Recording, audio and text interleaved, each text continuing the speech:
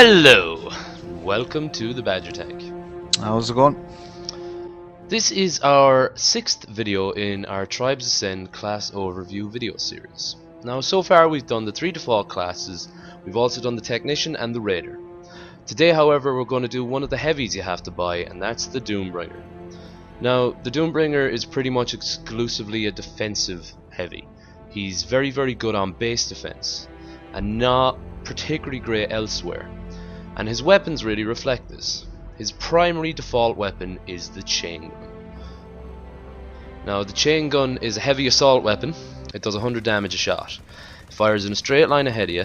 It's very good for ripping people apart who are coming at you in a straight line, like flag cappers. Now, the chain gun doesn't have any clips or anything. All the bullets are open to it at once. So if you keep firing, you will fire every bullet in it until it runs out.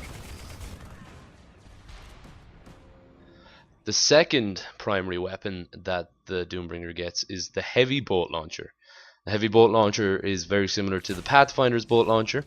It fires an explosive bolt in an arc and explodes on contact. Now, this is very good for getting guys at a distance and can one-shot Pathfinders and Sentinels as well. Now, the secondary weapon that the Doombringer gets, because he only gets one so far, is the Saber Launcher.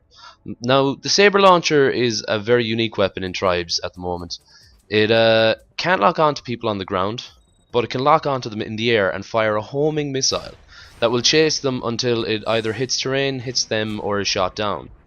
Now, the Saber Launcher is only very useful against vehicles, as it can always lock onto vehicles, and people who get away with the flag who get high in the air. As for belt items, the Doombringer has two options. The first of is the frag grenade. Now, the frag grenade is the weakest explosive grenade in the game. It does 800 damage on a direct hit. It's similar to the soldier's grenade, the frag grenade XL, but it really is only useful really close up and trying to take out an already wounded opponent. Yeah. The second belt item that the Doombringer gets are the mines. Now, these you have to purchase. The mines are very useful, as they can be placed anywhere around on the ground. Especially around the flag stand is very handy, as it can take out flag cappers who are coming in trying to take the flag. Similar to the claymores with the sentiment. Yeah, very similar. Same damage and everything. Yeah. As for a pack, the Doombringer gets a deployable, similar to the Technician. He gets the force field. Now, the force field is very useful for flag defense and for areas around your base. It acts as a wall to people who are going incredibly fast and can kill them, and if an enemy walks through it, it will damage them a little bit and decloak infiltrators. Very useful tool for defense. Yeah. Now, as he's a heavy, the Doombringer gets plus 100 health on his armor twice, giving him a grand total of 2,500 health at max. Now, as for primary perks, there are a couple that are fairly useful depending on your role. Rage is a very good perk if you're the second heavy around your flag area, as it's good for chasing. Ultra Capacitor as well for this very reason.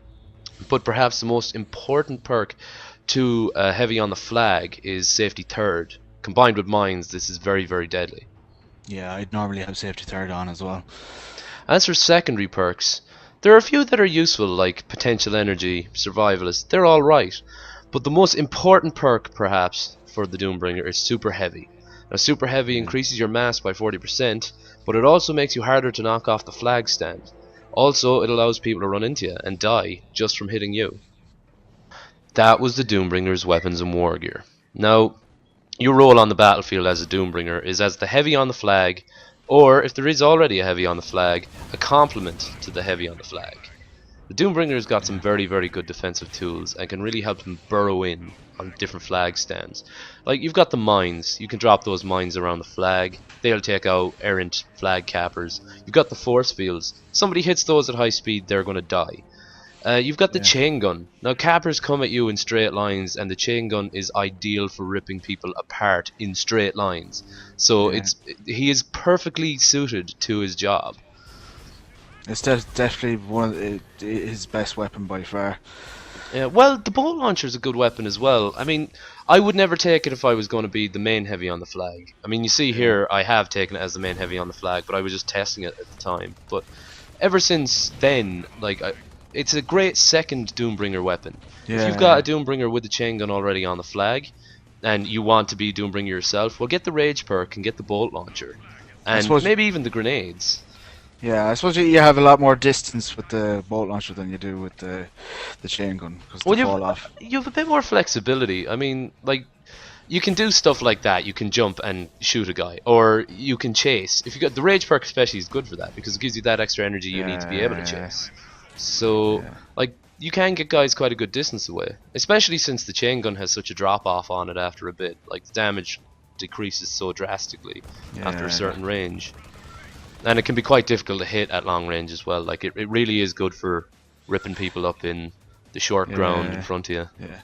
You need a good team as well, though, especially some like technicians to keep the generator up and repairing your own force field too. Like, Oh, definitely. Like, you know, I think it's a great thing to team up with another Doombringer because, you know, you can drop force fields like one after another without having to resupply often, or yeah, you can yeah, drop extra mines. If you've got a technician around, then, you know, they can repair yeah, your force fields.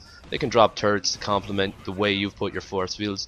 You got a sentinel around and you run out of mines, sentinel can drop claymores, and you can yeah, use the force fields to force cappers into right into the claymores behind yeah, your flag, you know. yeah, As long as you've got other people helping you, you're not gonna lose basically, yeah. unless you Well, get some serious attackers.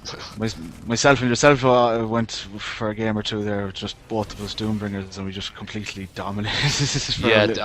that was great fun. People were giving Yeah. out that they couldn't get our flag, and that Yeah, was great fun. you can be a force to be reckoned with. Yeah, as long as you know what you're doing. I mean, I see too many Doombringers sitting out in the middle of the field.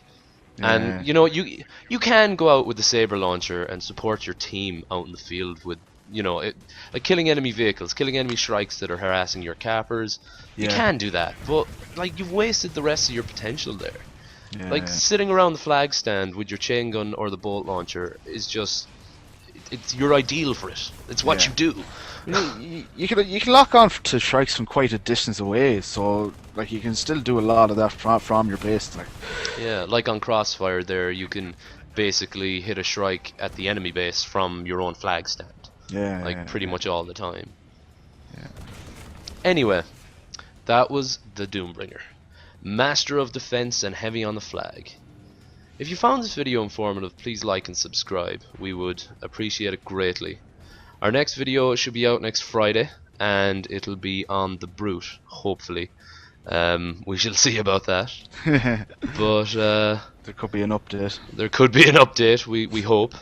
But till then, see ya. See you later.